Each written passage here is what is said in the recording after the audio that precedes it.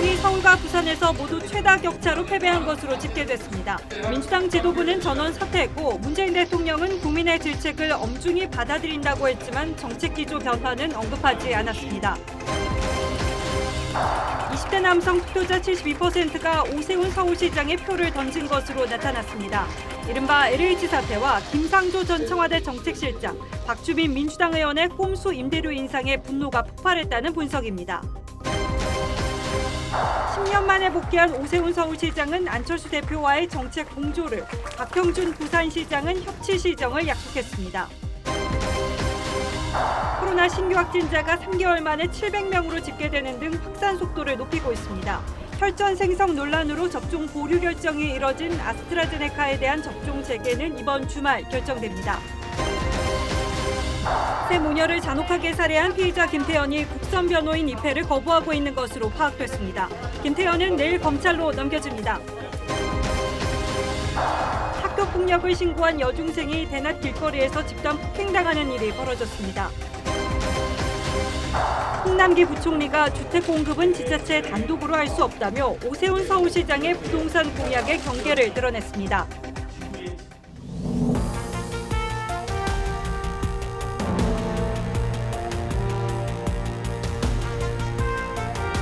여러분 안녕하십니까? 뉴스9의 신동욱입니다. 오세훈 서울시장이 당선과 동시에 서울시청으로 출근했습니다. 시장의 공석을 채우는 보궐선거였기 때문에 준비기간 없이 곧바로 시장 업무를 시작한 겁니다. 오 시장으로서는 10년 만에 다시 서울시장실로 복귀한 것이고 박원순 전 시장 사망 이후 9달 가까이 대행체제로 운영되어 오던 서울시정도 정상을 되찾았습니다. 오세훈 시장으로서는 압도적인 지지로 당선이 되긴 했습니다만 남은 임기가 1년 3개월에 불과하고 서울시 의회를 민주당이 장악하고 있는 상황이어서 험난한 앞길이 예상됩니다. 오늘 뉴스9은 먼저 선거 이후 여야 정치권의 움직임을 살펴봐드리고 이어서 선거 결과 상세히 분석하겠습니다. 먼저 오세훈 서울시장, 박형준 부산시장의 당선 첫날 움직임부터 따라가 보겠습니다. 홍현주 기자가 보도합니다. 오세훈 서울시장이 시민들의 축하 인사를 받으며 시청으로 출근합니다. 제가 옛날에 근무할 때 너무 일을 많이 시켰다고 지금 벌써 걱정들 많이 하신다는 말씀 제가 듣고 왔습니다. 오 시장은 박원순 전 시장 사건 이후 9달 동안 닫혀있던 집무실에서 인수인계서에 서명한 뒤 민주당 의원이 절대 다수인 시의회를 찾아 협조도 요청했습니다. 제가 속한 정당이 워낙 소수 정당이기 때문에 사실 시의회에 전폭적인 지지가 없이는 오 시장은 선거 전 공약한 국민의당과의 공동운영 방안 논의에도 나설 방침입니다. 부산시청에 출근해 업무를 시작한 박형준 시장도 전임 시장의 성과는 계승하겠다며 초당적 협치를 강조했습니다. 가덕도 신공항이라는 큰 과제가 있습니다. 여야가 있을 수 없습니다. 초당적 협치를 하겠습니다. 두 신임 시장 모두 여당과의 협치를 강조했지만 부동산 문제 같은 굵직한 정책 이슈의 경우 의회와의 충돌이 불가피할 거란 전망도 나옵니다. TV조선 홍현주입니다. 압승을 거둔 국민의힘 김종인 비대위원장은 약속했던 대로 선거 끝나자마자 당을 떠났습니다. 정권 교체를 위한 최소한의 기반을 만들었다는 담백한 이임 인사를 남겼을 뿐인데 이게 마지막일지 아니면 내년 대선을 앞두고 당 밖에서 어떤 역할을 할지 그것도 아니면 당으로 다시 돌아오게 될지 모든 가능성은 열려 있습니다. 그래서 당분간은 승부사 김종인의 일거수일투족이 언론의 주목을 받을 가능성이 매우 높습니다. 물론 윤석열 전 총장과의 관계 설정도 이제는 달라질 수 있을 겁니다. 야인 대 야인으로 말이죠. 이어서 차정성 기자가 보도합니다. 박수와 환호를 받으며 의총장에 들어선 김종인 비대위원장이 감사패를 받습니다. 4연패 끝에 거둔 첫 선거 승리로 의총장엔 모처럼 웃음꽃이 피었지만 김 위원장은 마지막까지 쓴소리를 했습니다. 개혁의 고삐를 늦춘다면 당은 다시 사분오열하고 정권 교체와 민생 회복을 이룩할 천재일우의 기회는 소멸될 것입니다. 이번 승리로 국민의힘은 작년 총선 패배 이후 이어진 비대위 체제를 벗어나 정상적인 지도부를 구성하고 야권 통합 구심점 역할을 기대하게 됐습니다. 하지만 당내에선 작은 승리에 도취해 낡은 보수, 지역 정당으로 돌아가면 안 된다는 경계의 목소리가 나옵니다. 당 초선 의원 56명 전원은 선거 이튿날 낡은 보수의 껍질을 과감히 버려야 한다며 공동 성명서를 발표했습니다. 청년에게 인기 없는 정당, 특정 지역 정당이라는 지적과 한계를 극복해 나가겠습니다. 1년 뒤 대선 승리까지 바라는 국민의힘의 가장 큰 과제는 윤석열 전 총장과의 결합입니다. 국민의힘 내에선 모처럼 얻은 기회를 살리려면 차기 지도부가 개혁과 변신을 통해 윤 전 총장과의 화학적 결합을 이뤄야 한다는 목소리가 나옵니다. TV조선 차종승입니다. 민주당 지도부는 총사퇴했습니다. 총사퇴를 둘러싸고 내부 이견도 적지 않았던 것으로 알려졌는데 그럼에도 불구하고 이 시점에서 선택할 수 있는 최선의 그리고 유일한 선택이었을 겁니다. 일단은 친문 핵심 도종환 비대위원장 체제로 원내대표로 뽑고 지도부를 다시 구성할 예정입니다. 민주당의 사정은 조정린 기자가 취재했습니다. 민주당은 지도부 총사퇴를 결정하는 데도 진통을 겪었습니다. 어젯밤과 오늘 아침 비공개 최고위 회의에서 결론을 못 냈고 위원총회를 거친 뒤에야 발표가 나왔습니다. 이번 선거 결과에 책임을 지고 전원 사퇴합니다. 당 내부의 공정과 정의를 바로 세우겠습니다. 민주당은 전당대회가 치러지는 다음 달 2일까지 비대위 체제로 운영되는데 기간은 한 달뿐이어서 위기 수습보다는 과도기적 성격이 강합니다. 친문 핵심인 도종환 의원이 비대위원장을 맡으면서 쇄신 의지가 있는 거냐는 지적도 나옵니다. 청년 민심을 대변할 오영환 비대위원은 조국 전 장관 자녀 입시 비리 의혹을 관행이라고 말해 논란을 일으킨 바 있습니다. 작은 허물조차 너무도 침소봉대하게 이제 거대하게 부풀려서 급기야 노웅래 최고위원이 사퇴 결정 직후 쇄신안을 강하게 비판하기도 했습니다. 이게 쇄신이야? 김혜영 전 의원은 조국 한 사람 지키려다 온 국민을 갈등으로 내몰았다며 진정한 성찰과 혁신을 위해서는 추미애 전 장관 문제와 부동산 실책도 짚고 넘어가야 한다고 지적했습니다.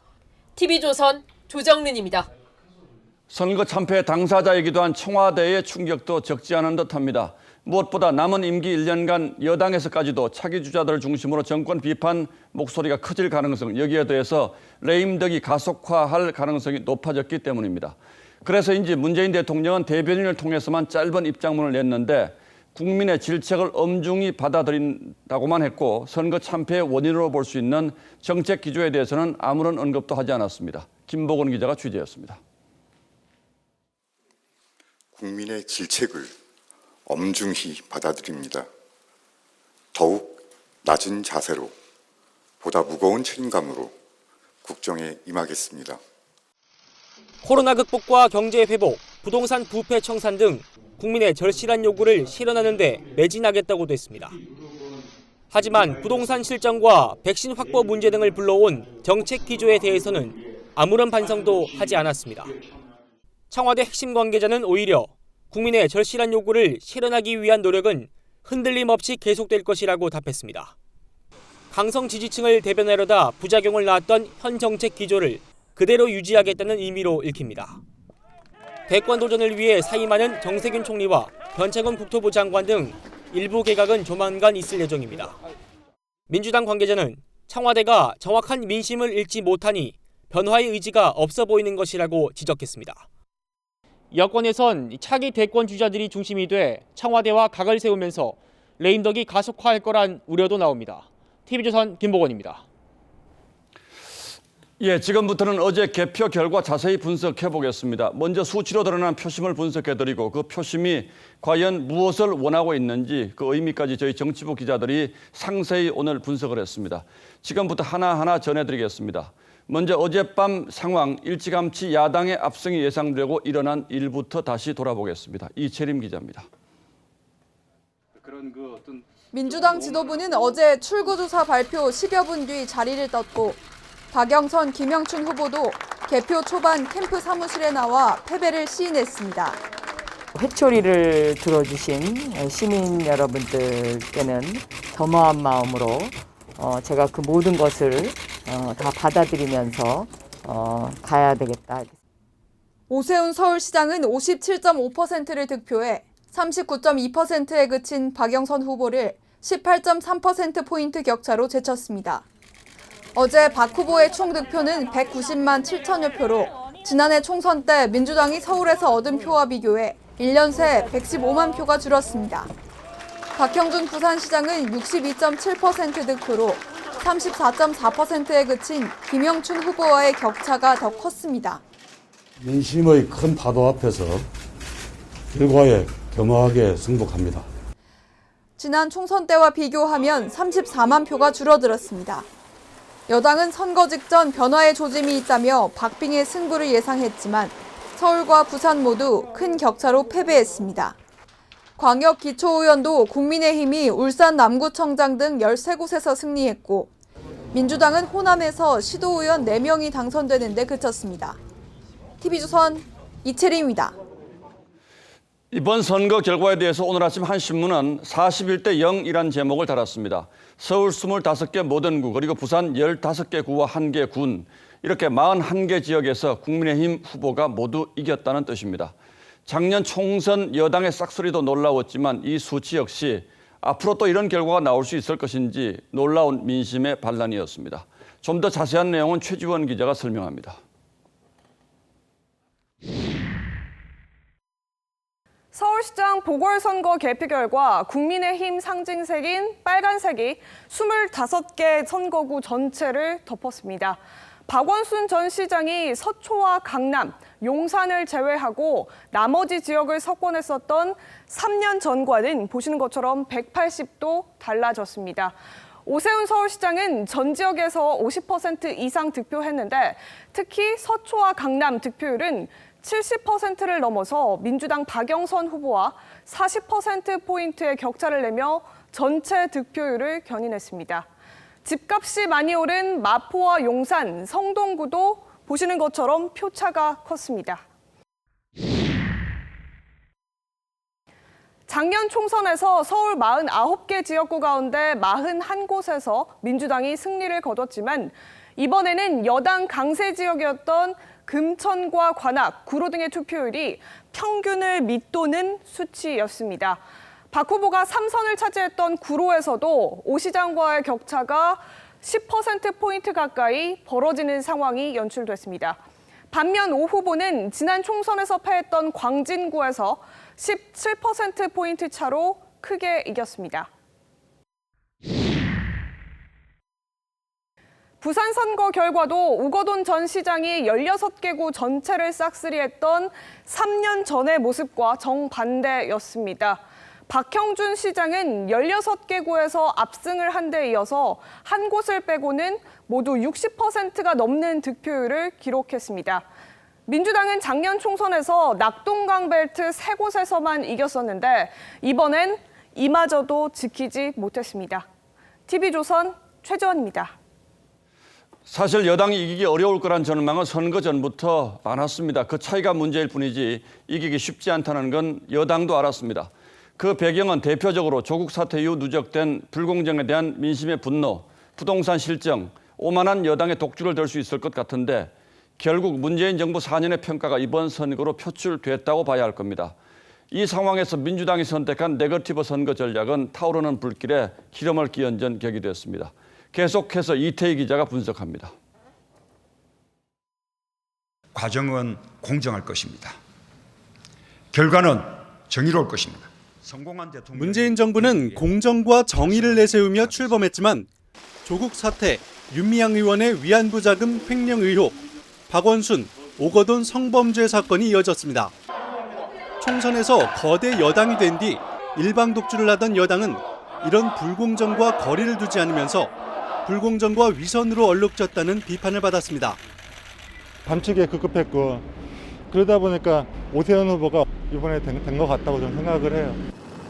문 대통령이 부동산만은 자신 있다고 했지만 규제만 강화한 24번의 부동산 대책은 집값 폭등으로 이어지며 정부의 무능을 드러냈습니다.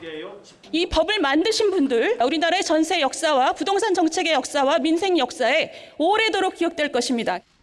임대차 3법 강행 처리의 당사자인 김상조 전 청와대 정책실장과 박주민 의원은 임대료 꼼수 인상이 드러나 LH 사태로 분란 민심에 기름을 부었습니다. 부동산 값도 너무 많이 올리니까 이 서민들은 살기가 너무 힘들어요. 다 정권 교체하라고. 여당 후보들은 선거 직전 선심성 공약들을 쏟아냈지만 싸늘해진 민심을 돌리는 데는 역부족이었습니다. TV조선 이태희입니다. 이번 선거에서 가장 분명하게 그리고 가장 무섭게 속마음을 드러낸 계층은 20대였습니다. 특히 이 남자, 20대 남자들은 72.5%가 야당 후보를 선택했습니다. 보수 정당 후보가 20대로부터 이렇게 높은 득표를 한 건 전례가 없는 일이기도 합니다. 그들은 왜 민주당에 분노하는가? 이 상징적인 변심은 정치권이 풀어야 할 우리 사회의 가장 핵심적인 과제를 암시하는 것이기도 하죠. 보도에 김도형 기자입니다. 이 5,000개 일자리를 10,000개로 청년 일자리를 늘리겠다. 여당은 선거 막판까지 젊은 층 잡기에 총력전을 폈지만 여당의 싸늘하게 식은 표심은 돌아오지 않았습니다. 지상파 3사 출구조사에서 20대 투표자의 55.3%, 30대 투표자의 56.5%가 오세훈 시장을 선택해 각각 30%대에 머문 박영선 후보 득표율과 큰 격차를 보였습니다. 특히 20대 남성은 72.5%가 오 시장에게 표를 던져 박 후보 득표율의 3배를 넘었습니다. 보수 성향이 강한 60대 남성보다도 높은 수치입니다. 이번 정부에서 이제 우리 젊은 세대들한테 들어오는 혜택도 없었고 그리고 우리를 위한 이 젊은 세대들을 포기한 것 같다는 생각이 들어가지고 지난해 21대 총선에서는 20대의 56%, 30대의 61%가 여당에 표를 줬습니다. 부산에서도 박형준 시장이 20대 30대 표심에서 김영춘 후보를 6에서 10%포인트 앞섰습니다. 부동산 문제, 취업 문제로 미래가 너무나 막막하게 느낄 수밖에 없는 현실이라는 거죠. 특히 조국 사태로 상심한 젊은 층이 구직난과 부동산 폭등에 분노하면서 여당에 등을 돌렸다는 분석이 나옵니다. TV조선 김도영입니다. 예, 보신 것처럼 민심은 매서웠습니다. 야당이 예상했던 것보다 큰 격차여서 정치권 전체에 충격을 줬는데 핵심 집권 세력들은 이번 선거 결과를 어떻게 받아들이고 있는지 오늘 하루 종일 여의도 취재를 하고 돌아온 서주민 기자를 만나보도록 하겠습니다.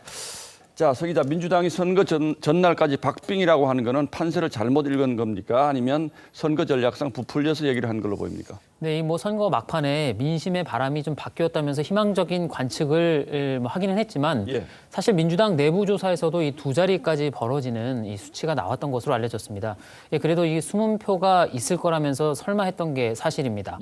그도 그럴 것이 이 반복되온 불공정 논란과 또 거대 여당의 독주 그리고 정책 실패에도 이 국민의힘 지지율이 이 좀처럼 오르지 않았기 때문입니다.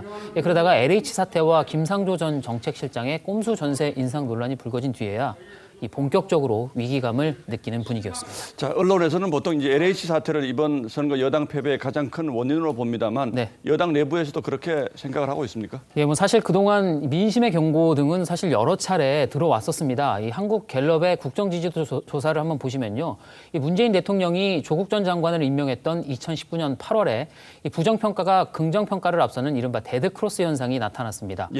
지난해 민주당이 임대차 3법을 강행 처리한 뒤에 이 부동산 정책 실패 논란이 있었던 8월 둘째 주에는 콘크리트 지지율이라는 이 40%가 무너지면서 39%로 조사됐고요. 그렇죠. 이 또 추미애 전 장관과 윤석열 전 검찰총장의 갈등이 극에 달했던 이 12월 또다시 40%를 밑돌았습니다. 그렇게 누적된 분노가 이 LH 사태와 김상조, 박주민 두 사람의 내로남불 논란과 이렇게 맞물리면서 폭발한 거라고 볼 수 있겠습니다. 민주당 조응천 의원은 착한 척하더니 능력도 없을 뿐더러 솔직하지도 않다라는 평가가 몇 년 동안 쌓인 결과가 이번 선거로 나타났다라고 평가했습니다. 결국 민심은 계속 변하고 있었는데 여당만 몰랐거나 아니면 부정하거나 뭐 이랬단 얘기죠. 그렇습니다. 그런데 아주 이제 눈여겨볼 게 또 하나, 미국 뉴욕타임스가 한국 선거 결과 분석하면서 내로남불을 소개했다고 하는데 영어로 번역한 것이 아니고 내로남불, 그러니까 NAE, RO 이런 식으로 그대로 썼다는 그렇습니다. 거죠. 뉴욕타임즈는 여당의 참패 원인으로 이 부동산 가격 급등과 또 LH 사태 등을 꼽았습니다. 또 조국 전 장관 딸의 입시 비리를 언급하면서 문 대통령이 약속한 특권 없는 세상과 배치되면서 유권자들이 이를 위선적이다라고 느꼈다고 분석했습니다. 그러면서 이 말씀하신 대로 내로남불을 발음 그대로 영어로 적어서 그 뜻과 함께 이 소개를 한 겁니다. 이런 경우는 뭐 잘 없는데 상당히 상징적인 단어로 지금 보고 있는 거죠. 자, 민주당이 일단 지도부 사퇴 카드로 수습에 나섰는데 이거 잘 될까요? 예, 뭐 두고 봐야겠지만 시작부터 사실 조금 삐걱삐걱거리는 게 사실입니다. 이 비대위 체제로 전환하기는 했지만 새 비대위원장 임기는 오는 16일 이 원내대표 선출까지만입니다. 당의 문화를 바꾸고 또 근본적인 개혁을 하는 혁신 비대위가 아닌 사실상 질서 있는 수습을 택한 거라고 볼 수 있습니다. 예. 특히 법사위원장으로서 여권이 검찰과 갈등을 빚는 데 책임이 있는 친문 핵심이죠. 윤호중 의원이 유력한 원내대표 주자로 꼽히고 있는 상황이어서 당이 과연 얼마나 달라지겠느냐 하는 목소리가 벌써부터 나오고 있습니다. 또 선거 패배 원인을 놓고도 지도부는 언론 탓을 하거나 또 일부 당원들은 검찰 개혁이 부족했기 때문이라고 하고 있어서 향후 노선 갈등도 또 불가피해 보입니다. 예, 뭐 여당이 그래도 선거 백서 쓴다고 하는데 야당도 축배 들고 있을 때는 아닌 것 같죠? 예, 서주민 기자 잘 들었습니다. 어제 선거가 시기적으로 대선 전초전인 건 분명합니다만 1년 전 총선을 돌아보면 내년에 또 어떤 변화가 있을지는 예단하기 어렵습니다. 그럼에도 불구하고 여권의 중요한 선발 주자였던 이낙연 전 대표가 치명상을 입었다는 데는 큰 이견이 없는 듯합니다. 그래서 이번 패배는 이낙연의 패배라는 말도 나오고 있습니다. 여권의 또 다른 중요 후보 이재명 경기지사는 선거 결과에서 한 발 떨어질 수는 있습니다만 후폭풍의 사정권 안에 들어있는 건 역시 마찬가지입니다. 그렇다면 내년 대선 구도는 또 어떤 변화를 겪을 것인지 조심스럽게 전망해 보겠습니다. 권은영 기자입니다. 사치 재보선으로 표현한 민심을 겸허하게 수용한다. 자가격리 중인 이낙연 민주당 선대위원장이 오늘 SNS에 올린 글입니다. 국민의 삶의 고통을 충분히 살피지 못했다며 성찰의 시간을 갖겠다고 자성했습니다. 당 안팎에선 지난달 초까지 당대표를 지낸 데다 이번 선거를 총지휘했다는 점에서 이번 선거 패배로 큰 타격을 입었다는 분석이 나옵니다. 저희들은 선거 과정에서 국민 여러분께 많은 말씀을 드렸습니다. 사과도 드렸고 약속도 드렸습니다. 현직 단체장으로 재보선과 거리를 뒀던 이재명 지사의 일강체제 전망도 나오지만 친문 주류와 보조를 맞춰온 만큼 이번 선거로 확인된 정권 심판론을 어떻게 돌파할지가 과제로 지목됩니다. 조만간 사퇴할 정세균 총리도 실정의 책임론에서 자유롭지 않은 만큼 대안으로 부상하긴 어려운 환경이 됐습니다. 오늘 해단식을 가진 박영선 후보도 정치적 회복까진 시간이 필요할 것으로 보입니다. TV조선 권은영입니다. 물러난 국민의힘 김종인 위원장은 여야를 넘나들었던 전력 때문에 어디를 가든 선명성 시비가 있었습니다. 하지만 국민의힘 후보를 당선시키겠다는 그의 예언은 이번에도 어김없이 들어맞았습니다. 이런 승부사 기질 때문에 위기에 빠진 정치 세력이 항상 김 위원장을 찾곤 했는데 앞으로 1년 남은 대선까지 김 전 위원장의 행보가 그래서 더욱 주목받을 수밖에 없습니다. 오늘의 포커스는 승부사 김종인에 맞추겠습니다. 단상 앞에선 김종인 국민의힘 비상대책위원장. 정권 교체와 민생 회복을 위한 최소한의 기반은 만들었다고 생각하고 저는 이제 자연의 위치로 돌아갑니다. 지난해 4.15 총선에서 여권에 180석을 내주고 존폐 기로에 놓였던 미래통합당에 구원투수로 투입된 지 10개월. 4.7 재보궐선거를 승리로 이끈 뒤 약속대로 물러났습니다. 김 위원장은 취임 일성으로 진취적인 정당을 만들겠다고 공언했죠. 좀 진취적인 정당이 되도록 만들 겁니다. 그래서 우리가 정책 측면에서도 선도적인 역할을 담당을 갖다가 할 거를 약속을 드리고 곧바로 경제 이슈 선점에 나서 물질적 자유의 극대화가 정치의 목표라며 기본소득 논의에 불을 지폈습니다. 김이 무럭무럭 나는 빵을 굽는 걸 보고 그게 먹고 싶어. 먹고 싶은데 돈이 없기 때문에 먹을 수가 없어요. 그럼 그 사람한테 무슨 자유가 있겠어.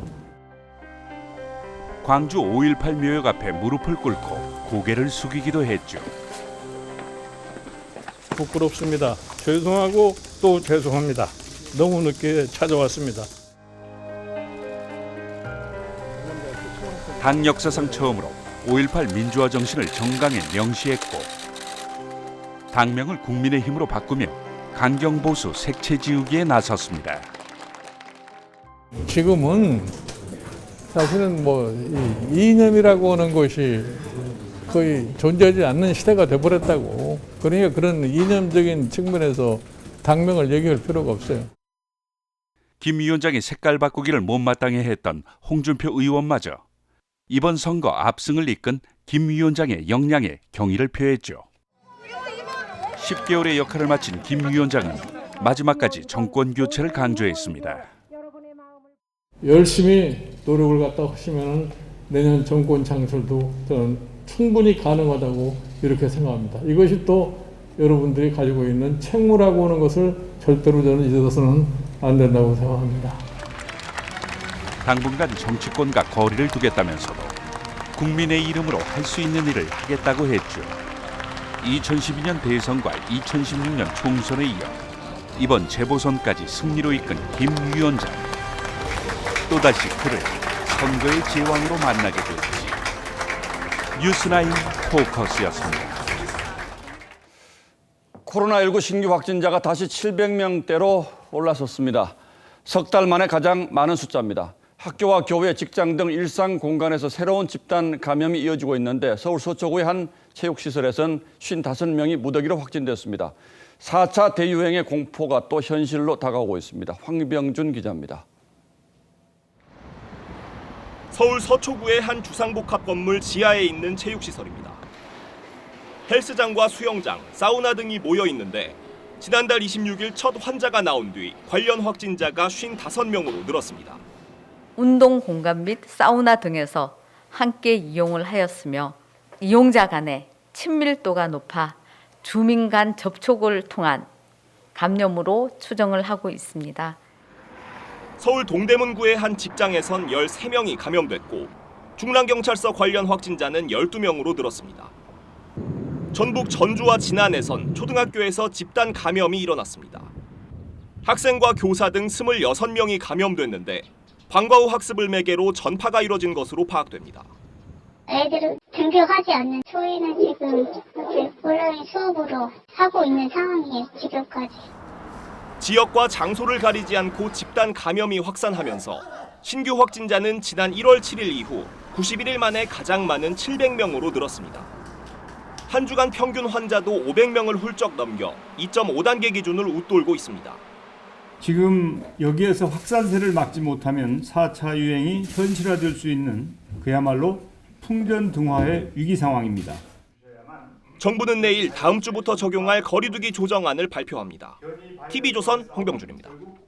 여기서 그치지 않고 전문가들은 하루 확진자가 2,000명까지 나올 수 있다고 경고하고 있습니다. 이어서 박상준 기자입니다.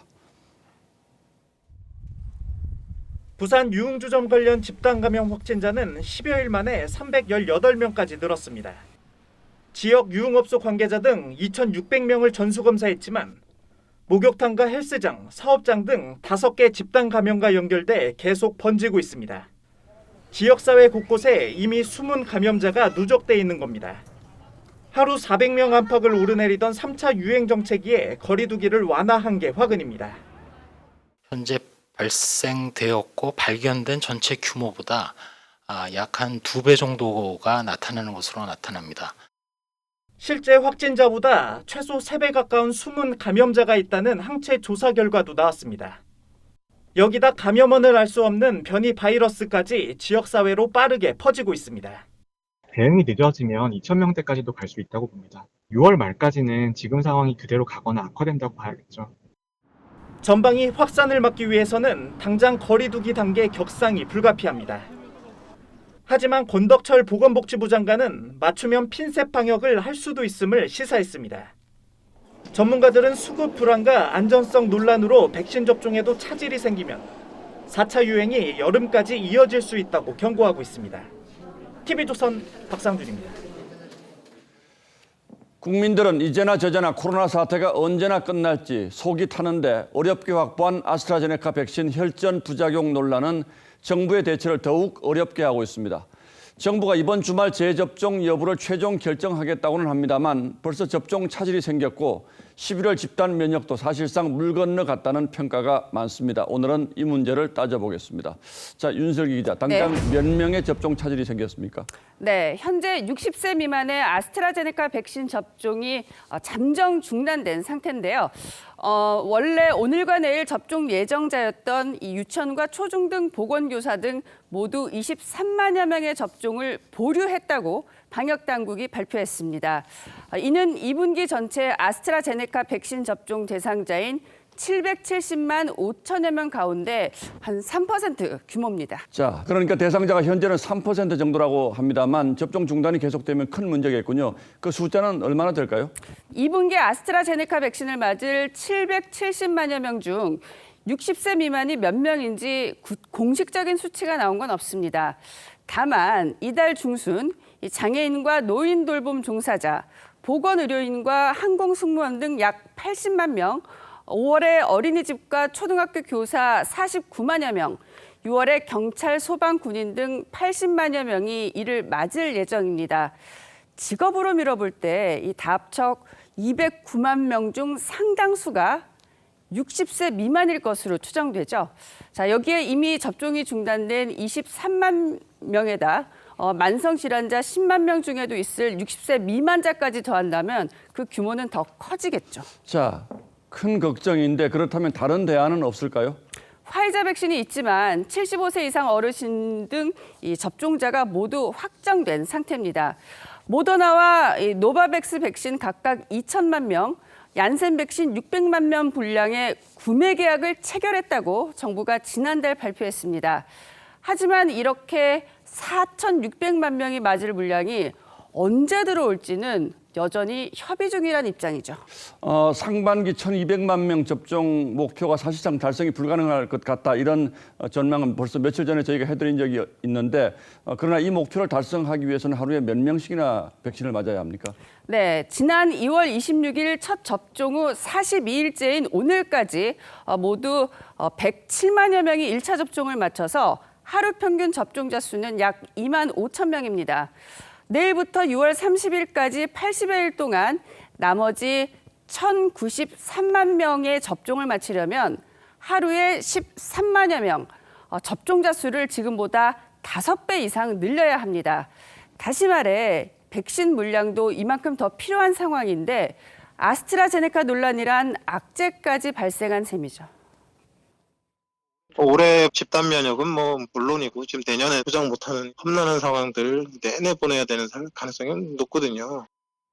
자, 그러니까 한마디로 정리하면 불가능하다 이런 얘기군요. 불가능하다는 얘기를 계속 반복해야 하는 저희 입장도 참 난감하고 안타깝습니다. 예, 윤슬기 기자 잘 들었습니다. 네.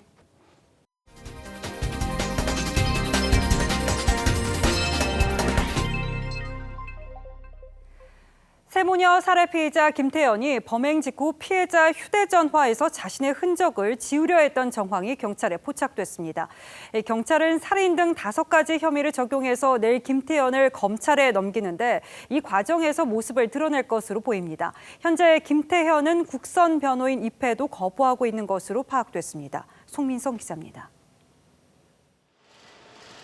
경찰이 노원구 세모녀 살해 피의자 김태현에게 적용한 혐의는 모두 5가지입니다. 피해자들에게 미안하진 않나요? 정말 반성하고 있어요. 죄송합니다. 하시면 없으면 살해하신 건가요? 죄송합니다. 일단. 마트에서 범행 도구를 훔쳐 피해자 아파트를 침입해 세 모녀를 살해했다는 기존 3가지 혐의 외에 스토킹과 정보통신망 침해 혐의가 추가됐습니다.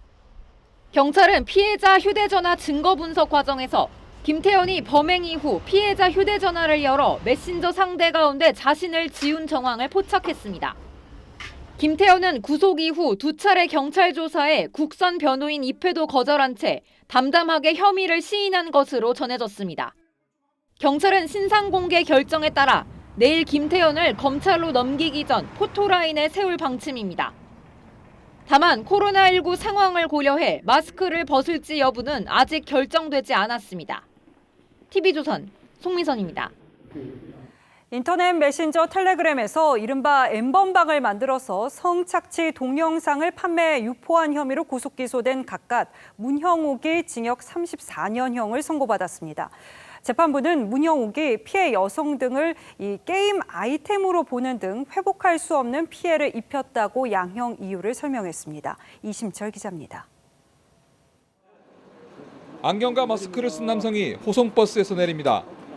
성착취 동영상을 유포하는 N번방을 처음 만든 일명 가까시라 불린 24살 문형욱입니다.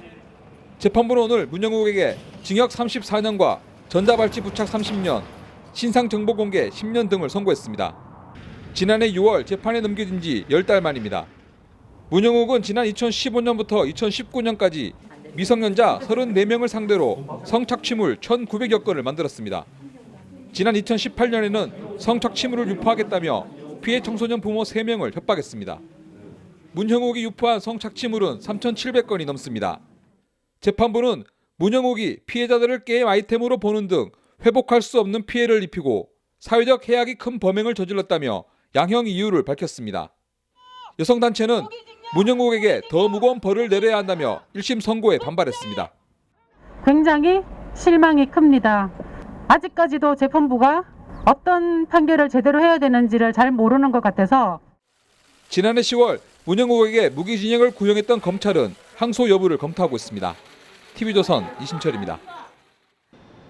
앳돼 보이는 남녀 중학생들이 한 여학생을 마구 때립니다.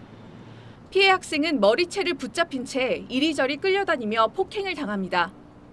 주변에 서서 지켜보던 남학생도 가세해 발길질합니다. 지나가던 어른이 폭행 장면을 보아도 멈추지 않습니다. 30여 분 동안 이어진 집단 폭행은 피해 학생이 무릎 꿇고 앉고 나서야 멈췄습니다. 폭행을 당한 학생은 15살 여중생 A양으로 가해 학생들과 같은 동급생이었습니다. A양은 인적이 드문 이 골목 뒤쪽 주차장으로 끌려와 집단 폭행당했습니다. 피해 학생 가족은 지난해 3월 A양이 선배들의 학교 폭력을 신고했는데 그것 때문에 보복 폭행을 당한 것이라고 주장했습니다. 안심하고 거기에 장소를 도로변이라서 갔는데 거기에 혼자 나와 있었대요. 그리고 나서 주차장에 데리고 들어갔더니 거기 8명의 남자랑 여자랑 기다리고 있었대요. 가해 학생들은 보복 폭행이 아니라고 주장합니다. 막 오빠들이랑 언니들한테 욕을 했대요. 대놓고 앞에서 막 무슨 노래인지 모르겠는데 막 심하게 욕을 했대요. 경찰은 가해 학생들을 폭행 등 혐의로 입건하고 조사하고 있습니다. TV조선 윤서입니다. 이성윤 지검장이 이끄는 서울중앙지검이 청와대 이광철 비서관을 수사하는 팀에 대해서 사실상 감찰을 벌이고 있습니다. 이 해당 수사팀이 수사 상황을 언론에 유출했다는 게 감찰 이유인데 박범계 장관이 관련해서 묵과할 수 없다고 언급한 지 이틀 만이기도 합니다. 법조계 안팎에서는 이성윤 지검장이 또 한 번 권력 수사에 방패로 나섰다는 비판이 나옵니다. 최민식 기자의 보도입니다. 국무회의가 끝난 뒤 박범계 장관의 작심 발언. 매우 엄중히 보고 있고 묵과하기 어려운 상황이라고 판단을 합니다. 서울중앙지검 인권감독관실은 청와대 기획사정 의혹 수사팀장인 변필건 형사일부장 검사를 불러 수사 상황 유출 여부를 추궁했습니다. 또 형사일부 수사팀 전원의 통화 기록 제출도 요구했습니다. 이에 대해 한 현직 검사는 정권 관련 수사를 할 때 외압을 막아주는 게 지검장의 역할인데 이성윤 지검장은 거꾸로 하고 있다면서 사실상 수사방해라고 지적했습니다. 이런 와중에도 김학의 불법 출국 금지 수사는 청와대로 향하고 있습니다. 수원지검 수사팀은 재판에 넘겨진 이규원 검사로부터 이광철 민정비서관이 법무부와 대검이 조율됐으니 김학의를 출금하라고 전화를 했다는 진술을 확보한 것으로 전해졌습니다. 검찰은 재보궐선거가 끝난 만큼 이광철 청와대 민정비서관에 대한 소환 조사 시점을 조율하고 있는 것으로 알려졌습니다. TV조선 최민식입니다. 예, 다음 뉴스입니다. 부동산 정책과 관련해서 정부와는 생각이 다른 서울시장이 당선되면서 첫날부터 미묘한 긴장감이 흐르고 있습니다. 정부 경제사령탑인 홍남기 부총리가 주택 공급은 서울시 혼자서 하는 게 아니라며 견제구를 날렸습니다. 정부와 서울시의 주택정책 주도권 싸움이 예고되는 대목이기도 합니다. 지선호 기자가 취재했습니다. 보궐선거 기간 내내 민간 재개발 재건축을 강조했던 오세훈 서울시장. 공공주도는 줄곧 반대했습니다. 국민들의 LH공사나 SH공사에 대한 신뢰가 땅에 떨어졌습니다. 그분들이 무엇을 믿고 그분들의 지배 소유권을 LH에 넘기시겠습니까? 하지만 정부는 선거 다음 날부터 견제구를 날렸습니다. 부동산 규제 완화 공약이 주택시장 불안을 초래한다는 겁니다. 홍남기 경제부총리는 서울시 단독으로 주택 공급을 할 수 없다는 점도 강조했습니다. 일련의 행정 절차상 중앙정부와 광역지자체와 기초지자체에 어느 하나 단독으로 할 수 있는 것이 아니며 국토교통부가 선거날 당일인 어제 공공재건축 후보지 5곳을 서둘러 발표한 것도 서울시의 제동을 피하려는 것 아니냐는 해석이 나옵니다. 오세훈 시장의 공약과 정부의 공공주도 사업이 정면 배치되기 때문에 양쪽 정책 모두 표류하거나 지연될 가능성이 높아 보입니다. 여권이 시의회와 구청장의 압도적 다수를 장악한 상황도 변수라는 지적입니다. 용적률 완화 등 오 시장이 내건 규제 변화를 위해선 서울시 의회의 조례 개정이 불가피하기 때문입니다. 특히 1주택자 재산세 감면 공약도 서초구를 제외한 자치구가 모두 반대하고 있어 현실화 여부는 지켜봐야 한다는 분석입니다. TV조선 지선호입니다. 차량용 반도체 부족 현상이 갈수록 심화하고 있습니다. 현대차에 이어서 쌍용차도 반도체 부족으로 생산을 일시 중단하기로 했다는데 왜 이런 일이 벌어지고 있는지, 이 여파가 어디까지 미칠 것인지 이상배 기자가 자세한 내용을 취재했습니다. 쌍용차 평택 공장이 오늘부터 자동차 생산을 중단합니다. 가동 중단 기간은 오는 16일까지입니다. 쌍용차는 반도체 수급난으로 인해 공장 가동 중단을 결정했다고 밝혔습니다. 현대차 울산 1공장도 14일까지 공장을 멈춥니다. 소형 SUV 셀토스를 만드는 기아 광주 1공장은 반도체 품귀 현상으로 10일과 17일로 예정된 특근을 중단하기로 했고, 소나타와 그랜저를 만드는 현대 아산 공장도 휴업을 논의하고 있습니다. 한국 GM도 지난 2월부터 부평 2공장의 가동률을 절반 수준으로 낮췄습니다. 공장 가동 등 부족 상황이 장기화될 것이라는 우려도 있습니다. 두 산업 간, 기업 간 연대와 협력이 그 어느 때보다도 절실한 시점입니다. 우리나라의 차량용 반도체 시장 점유율은 2.3%로 자체 수급이 불가능한 구조입니다. 정부는 일단 대만 정부의 차량용 반도체 생산을 늘려달라고 요청했지만 그 밖에 뾰족한 대안은 없는 상태입니다.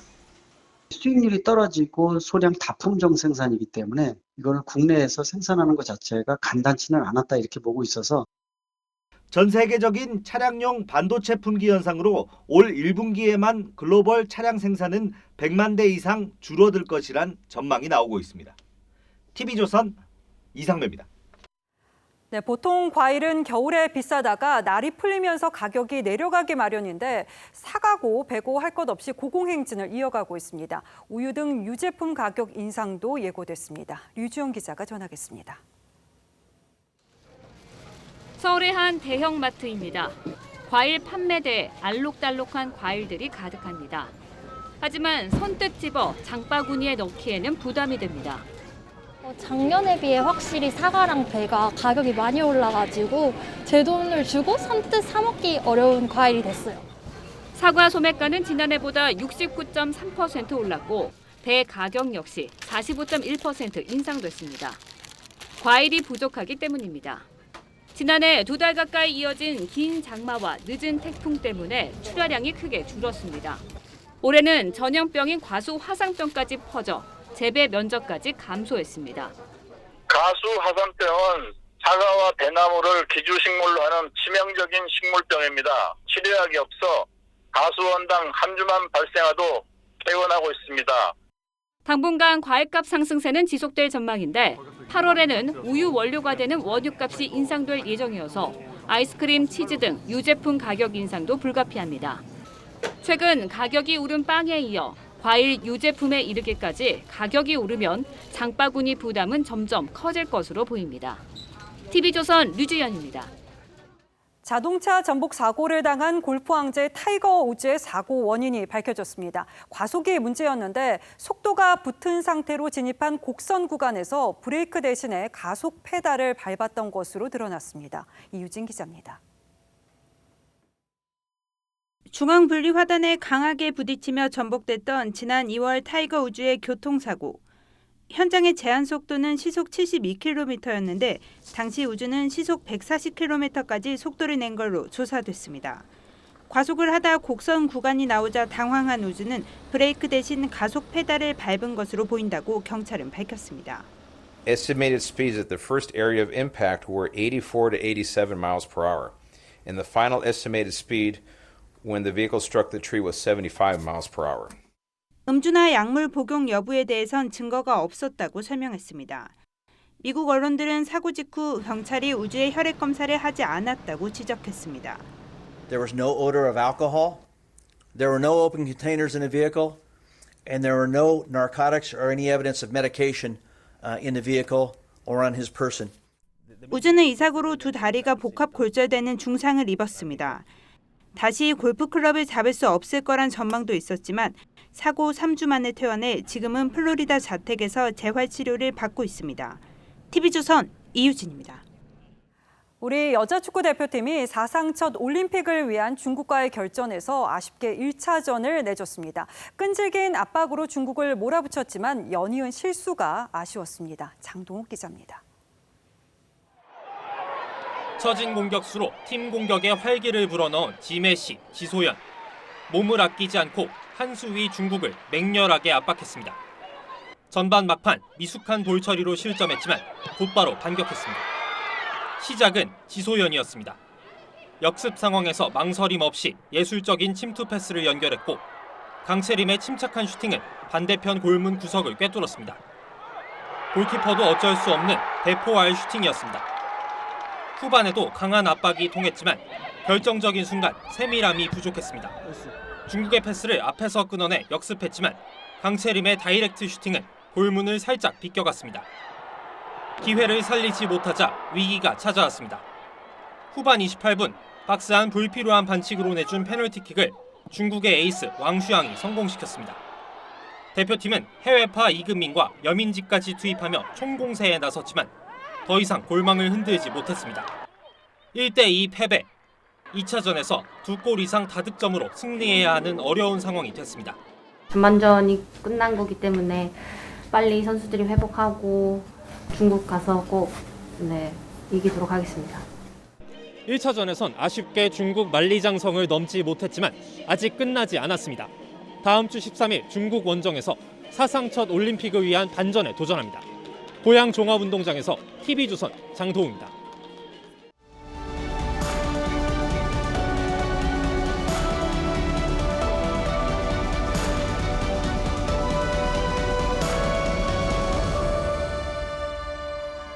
As the true grail will bring you life, the false grail will take it from you.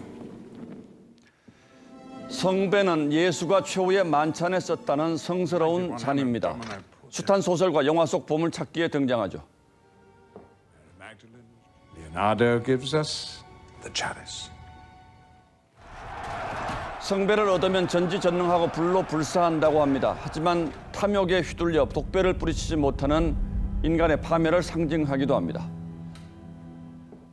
This even-handed justice commends the ingredients of our poison chalice to our own lips.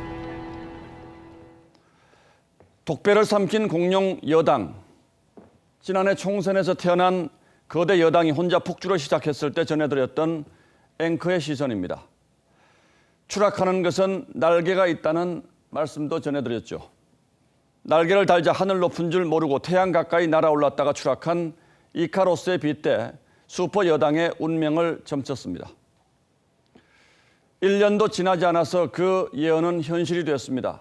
여당과 정권이 마신 것은 축복 대신 독이던 성배였음을 국민이 선거로 가르쳐줬습니다.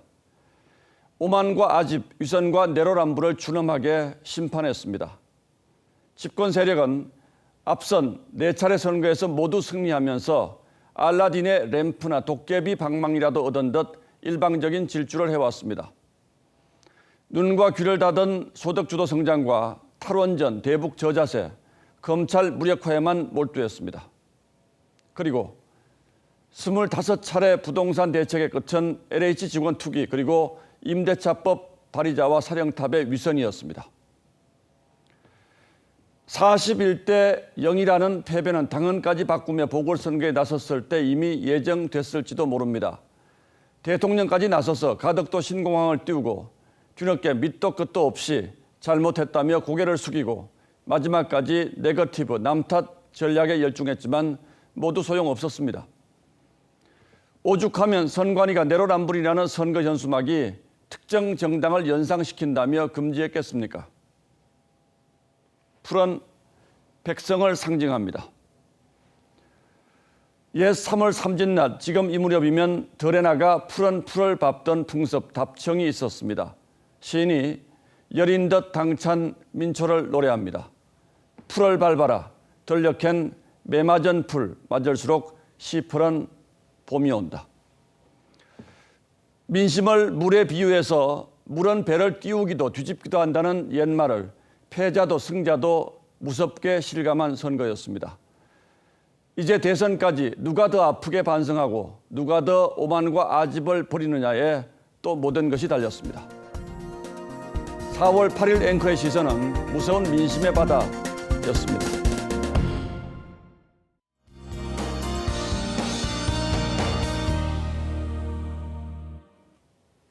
내일도 맑고 쾌청한 가운데 건조한 날씨가 이어지겠습니다. 곳곳에 건조특보가 발효 중이고요. 동해안 지역은 바람이 강하게 불겠습니다.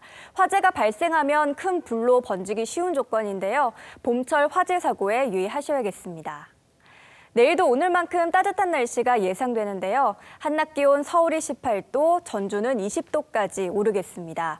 하지만 아침에는 한 자릿수로 떨어지면서 쌀쌀하다는 점 기억하셔야겠습니다. 한편 동해안 지역은 동풍이 불면서 한낮에도 선선하겠습니다. 울진이 11도, 강릉은 13도에 머물겠고요. 곳에 따라서는 빗방울이 떨어지는 곳도 있겠습니다. 또 그동안 주말마다 비가 왔었는데요. 이번 주말에는 모처럼 맑은 날씨가 이어지겠습니다. 비 소식은 다음 주 초에 들어있습니다. 날씨였습니다. 4월 8일 목요일 뉴스9은 여기서 모두 마치겠습니다. 시청해주신 여러분 고맙습니다.